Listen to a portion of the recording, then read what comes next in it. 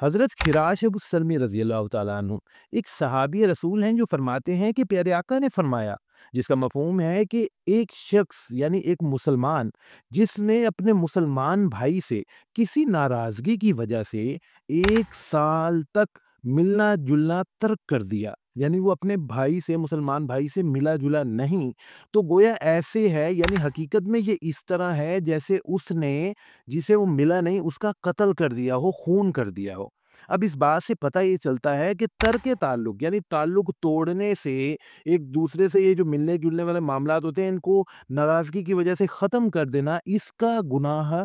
کتنا ہے؟ اس کا گناہ کسی کو ناحق قتل کرنے کے قریب قریب ہے، اتنا بڑا گناہ ہوتا ہے اس کا۔ اسی طرح ایک اور صحابی فرماتے ہیں کہ ایک مرتبہ نبی پاک صلی اللہ علیہ وآلہ وسلم نے فرمایا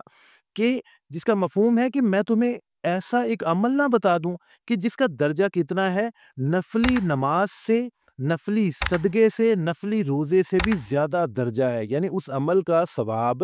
نفلی آپ نماز پڑھ رہے ہیں، نفلی روزے رکھ رہے ہیں، نفلی صدقات دے رہے ہیں، ان سب سے زیادہ ہے۔ تو ہم نے کہا کہ یا رسول اللہ ضرور بتائیں کہ وہ کون سا ایسا عمل ہے؟ تو پیارے آقا نے فرمایا کہ ایسے دو لوگ یعنی کہ جن میں آپس میں لڑائی ہو چکی ہے یا وہ الگ ہو چکے ہیں، کسی وجہ سے اختلاف ہے، ان کے آپس میں صلح کرا دینا، یہ ایک ایسا عمل ہے جس کا ثواب نفلی روزے رکھنے سے، نفلی نماز پڑھنے سے اور نفلی صدقات دینے سے بھی زیادہ ہے۔ پیارے مسلمانوں، دین اسلام میں بہت زیادہ زور دیا گیا ہے ہماری سوشل لائف پہ۔ آپ یہ دیکھیں کتنے امپورٹنٹ ایٹیکیٹس ہمیں سکھائے جاتے ہیں، والدین کے آداب کیا ہیں، بہن بھائیوں کے آداب کیا ہیں، اساتذہ کرام کے آداب کیا ہیں، ہمسایوں سے کس طرح ملنا جلنا ہے، یہ جو آپ کی سوسائٹی کے یتیم اور مسکین بچے ہیں ان سے کس طرح آپ نے جو ہے وہ ڈیلنگ کرنی ہے، کس طرح ان سے محبت کے ساتھ آپ نے پیش آنا ہے، اپنے سے جو چھوٹے ہیں ان پر شفقت کرنی ہے، اپنے سے جو بڑے ہیں ان کی عزت کرنی ہے، بوڑھے جو ہیں جتنی ہو سکے ان کی ہیلپ کرنی ہے۔ تو یہ ساری چیزیں جو ہے یہ اصل میں کیا ہے؟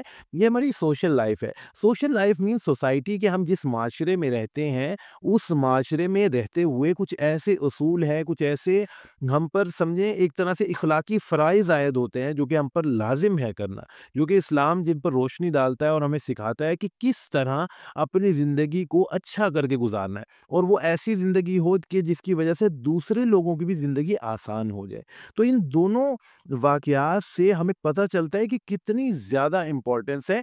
کہ ہم ایک تو تعلق، وہ کہا جاتا ہے کہ جو تم سے تعلق توڑے تم اس سے تعلق جوڑو، محبت والے معاملات کرو، اور اگر آپ کے ارد گرد نزدیک کوئی ایسے لوگ ہیں کہ جن کی آپس میں صلح نہیں ہے، کسی چیز سے اختلاف ہو گیا، وہ ایک دوسرے سے بولتے نہیں ہیں، تو کوشش کریں کہ ان کی صلح کرا دیں، جس کا ثواب بہت ہی زیادہ ہے۔ دیکھیں ہم زندگی تو گزار رہے ہیں، لیکن اگر اسی زندگی کو ہم اچھا کر کے گزاریں گے، محبت سے گزاریں گے، کوشش کریں گے، ایک چھوٹی سی کوشش جو ہے انسان کی کئی دفعہ وہ ایسے ایسے کام کر دیتی ہے جو برسوں لگ جاتے ہیں ہونے میں۔ وہ ایک کوشش ہی ہے نا۔ اب دیکھیں آپ کسی کی صلح کرا دیں گے کہ تو ایک ماحول خوشگوار سا بن جاتا ہے، جہاں لڑائی ہو وہاں کا ماحول کشیدگی کا شکار ہوتا ہے، لوگ پھر جب بولتے نہیں ہیں آپس میں، ایک دوسرے سے محبت نہیں ہوتی، تو کسی کی اچھی بات بھی بری لگ رہی ہوتی ہے، اور جب آپس میں محبت ہوتی ہے، آپس میں ایک دوسرے کے ساتھ شفقت والا معاملہ ہوتا ہے، تو ایسے ہوتا ہے کہ کئی دفعہ ایسی بات جس سے غصہ آ جاتا ہے عام طور پر وہ بھی نہیں آتا، کیونکہ وہ ایک محبت اور ایک پیار والا معاملہ ہو جاتا ہے۔